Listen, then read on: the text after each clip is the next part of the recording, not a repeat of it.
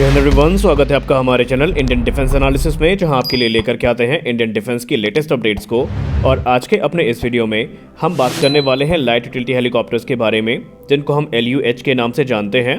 दोस्तों, हम सब अच्छे से जानते हैं कि लाइट यूटिलिटी हेलीकॉप्टर्स की ज़रूरत हमें कितनी ज़्यादा है, क्योंकि हमने हाल ही में देखा है कि जो पुराने यूटिलिटी हेलीकॉप्टर्स हैं, फिर चाहे वो चेतक हों या चीता हों, इनके साथ दुर्घटनाएं काफ़ी ज़्यादा हुई हैं।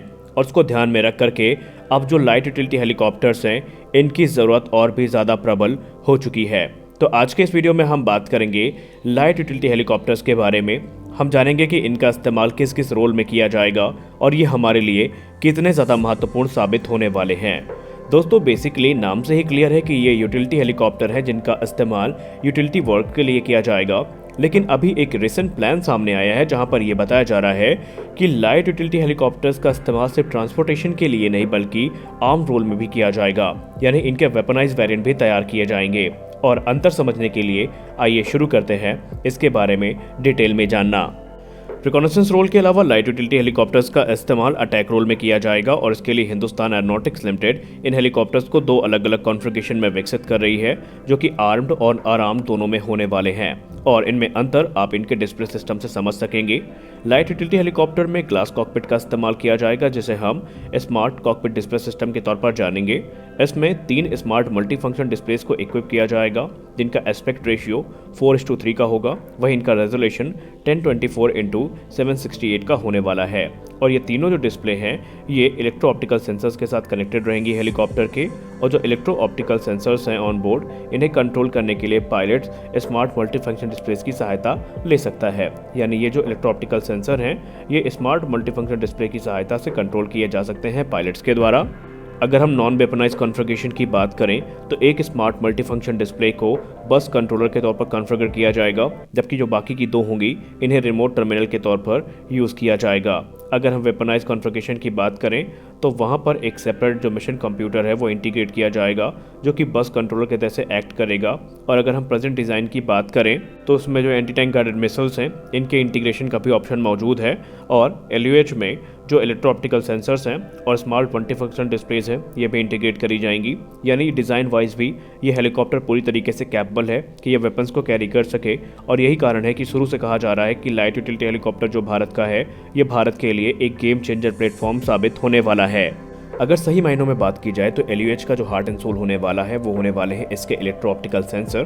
फिर चाहे वो रिकॉनेसेंस मिशन हो, ट्रांसपोर्ट मिशन हो, आर्म मिशन हो, इन सब में जो इलेक्ट्रो ऑप्टिकल सेंसर डेटा है, ये एक अहम भूमिका निभाएगा इफेक्टिव वे में ऑपरेशन को पूरा करने के लिए।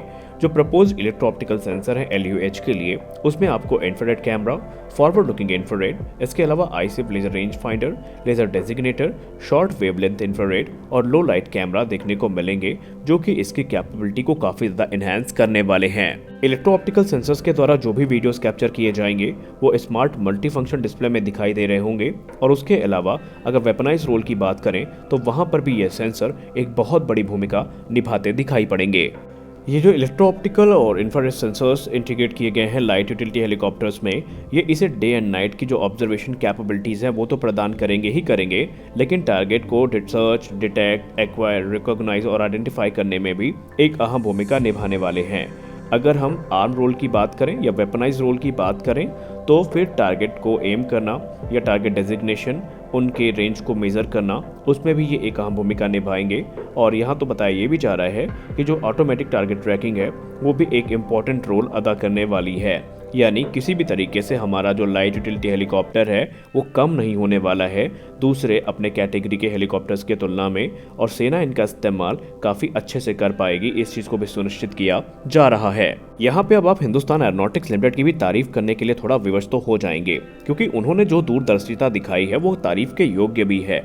आमतौर पे जो हेलीकॉप्टर डिज़ाइन किए जाते हैं वो सिंगल रोल के लिए किए जाते हैं और ये माना जाता है कि अगर ज़रूरत पड़ी तो उन्हें कस्टमाइज़ किया जाएगा या मॉडिफाई किया जाएगा। लेकिन HAL की ये दूरदर्शिता ही आप कह सकते हैं कि उनको पहले से पता था कि इस हेलीकॉप्टर का इस्तेमाल वेपनाइज रोल में किया जा सकता है, इसीलिए उन्होंने ऐसा डिज़ाइन किया है इसको कि इसमें एंटी टैंक गाइडेड मिसाइल हो गई या दूसरे जो रिक्वायर्ड एमुनिशंस हैं उन्हें ईजिली इंटीग्रेट किया जा सकेगा और कभी भी इनका इस्तेमाल सेना कर सकेगी। तो यहाँ पर हिंदुस्तान एरोनॉटिक्स लिमिटेड के द्वारा ये काम तो बहुत अच्छा किया गया है। अब आइए जल्दी से बात कर लेते हैं लाइट यूटिलिटी हेलीकॉप्टर्स के डिलीवरी टाइमलाइन के बारे में।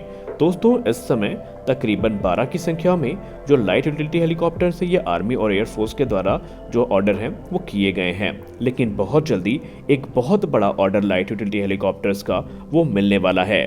लाइट यूटिलिटी हेलीकॉप्टर्स का प्रोडक्शन ऑलरेडी शुरू हो चुका है और बहुत जल्दी जो 4 की संख्या में लाइट यूटिलिटी हेलीकॉप्टर है वो इसी फाइनेंशियल ईयर में डिलीवर कर दिए जाएंगे और बाकी के जो 8 हेलीकॉप्टर हैं वो अगले फाइनेंशियल ईयर तक भारतीय सेना को ज्वाइन कर लेंगे। रिपोर्ट्स के हिसाब से 2 जो लाइट यूटिलिटी हेलीकॉप्टर हैं वो प्रोडक्शन के एडवांस स्टेजेस में हैं और एक बार जब 12 हेलीकॉप्टर्स का ऑर्डर पूरा हो जाएगा तो एक बड़ा ऑर्डर लाइट यूटिलिटी हेलीकॉप्टर्स का दिया जाएगा। हालांकि जो लिमिटेड सीरीज प्रोडक्शन के हेलीकॉप्टर्स हैं जिनको हम LSP सीरीज कहते हैं उनका प्रोडक्शन बेंगलुरु से किया जाएगा, लेकिन जो मास प्रोडक्शन होने वाला है लाइट यूटिलिटी हेलीकॉप्टर्स का वो होगा टुमाकुर में, जो नई अभी फैक्ट्री का उद्घाटन किया गया है प्रधानमंत्री श्री नरेंद्र मोदी जी के द्वारा। वहां से बाकी हेलीकॉप्टर्स का निर्माण होगा और बताया जा रहा है कि ये जो नई फैसिलिटी होगी ये 3 से लेकर के 12 टन कैटेगरी के जो हेलीकॉप्टर्स हैं उनको वहां पर बना सकेगी। अब अगर हम टुमाकुर की असेंबली लाइन की बात करें तो ये 60 हेलीकॉप्टर प्रति वर्ष की दर से बना सकेंगे और ये बहुत जल्द ऑपरेशनल होने भी वाली है और आगे चल के ये संख्या 90 तक पहुंच सकती है, लेकिन उसके लिए जो ऑर्डर्स हैं उनका सफिशिएंट होना जरूरी है।